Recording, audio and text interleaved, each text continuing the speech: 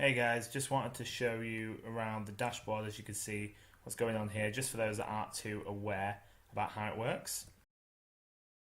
So we'll start with your normal screen, so just bear with me.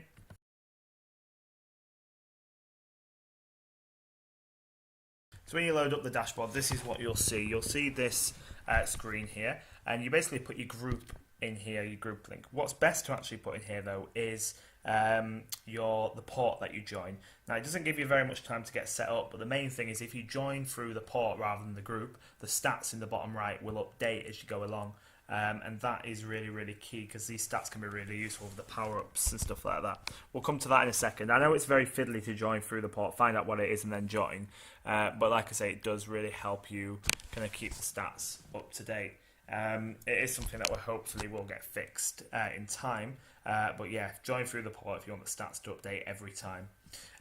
So you do that and then you can mess around with your settings. So obviously show the score, show who the players are, and put the team names in here. So I'll do for an example like this.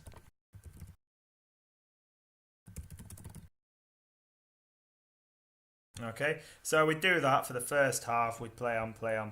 Okay, then the second half, yeah, don't let the teams restart. You change over. Obviously, the kits. If you're using Gecko tools and stuff, you need to swap the kits over. So make sure the teams wait for you, but also get the team names to swap around. So say that this is actually the second half, and let's assume that Snipeover beat Poppenham, 2-1 over on the first half. As you swap them over, so now that Snipeover would be on blue, put the scores in from the first half.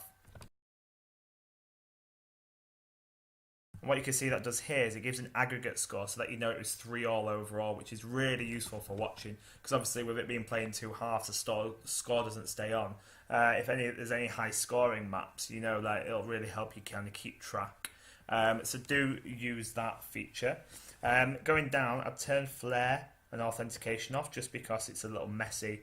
We don't need people in green, whether they're logged in or not, it's not important.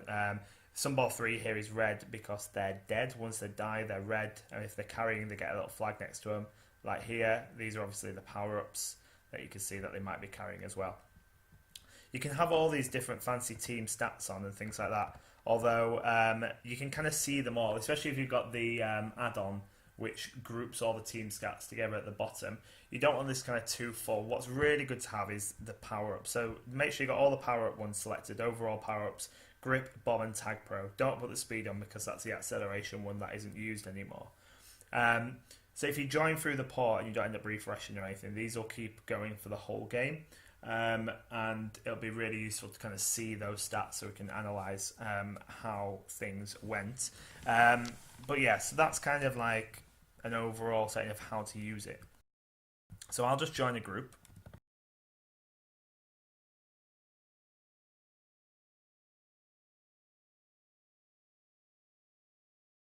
So this is on the map test server, which also works on. And as soon as you got in the game, what you want to do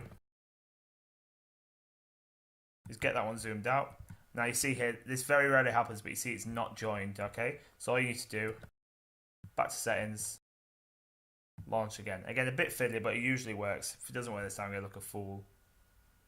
There we go, it's not working at all now. So this doesn't really ever happen.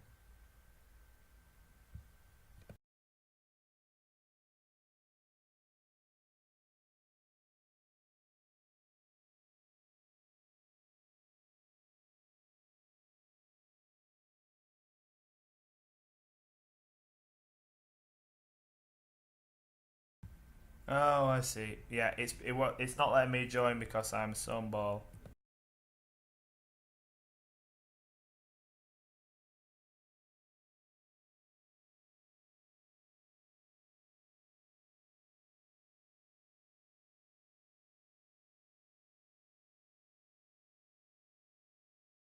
So I've joined the group there. And if you logged in, you will always be able to join the port, obviously, so that's not really a problem. You will be able to through this anyway, so click launch. Hopefully get in this time. Another way to do it, if you don't want to rejoin the port, if you re-put in the group thing and reload it every time, it'll hopefully travel with it. I know it's a little bit fiddly with that, but it's only really for the stats. So there we go, both have loaded. Zoom one out, and then you want to go click on the right hand one. What you want to do if you've got if you've got it installed, is go to Gecko Tools. It's a lot to do in the first like 15 seconds. I'll wait till the cheering stops. It's a lot to do in the first 15 seconds, right? But with a bit of practice, you'll get quicker. So you want to do the zooming out, and then you want to click here if you've got Gecko Tools. This is really useful.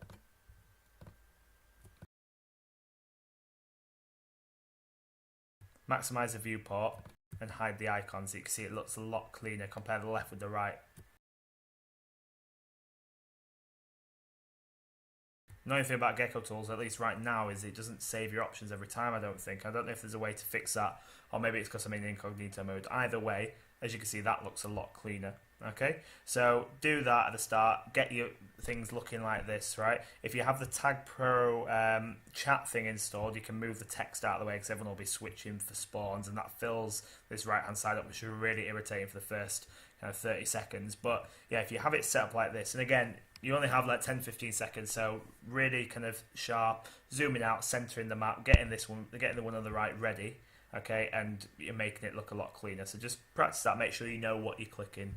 One thing that you'll notice as well is make sure you've only got sound on one of them, okay? If you have sound on both, you'll double up on the sound, so make sure you only have sounds probably on the one on the right.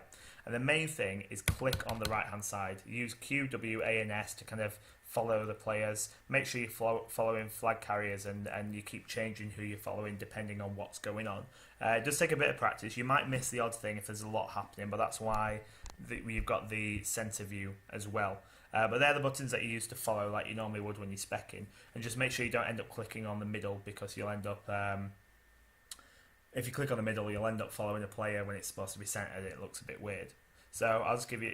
You can see how that's working now, and I'll just roll around and you can see it.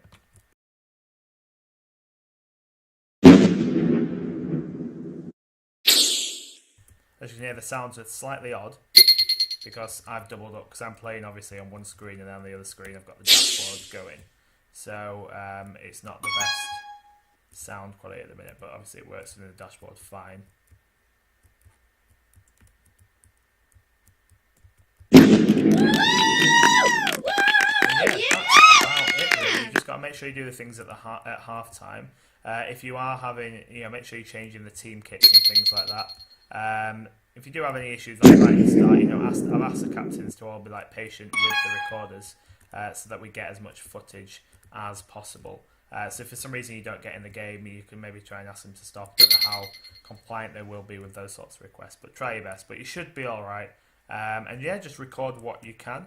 Good luck with all. If you do have any problems, I know the dashboard isn't perfect, but it does. It's the only kind of functional thing we have right now that shows up all the things we do. So hopefully this video has helped you a bit if you were unsure about how to use it. And yeah, just give me a shout basically if you've got any questions.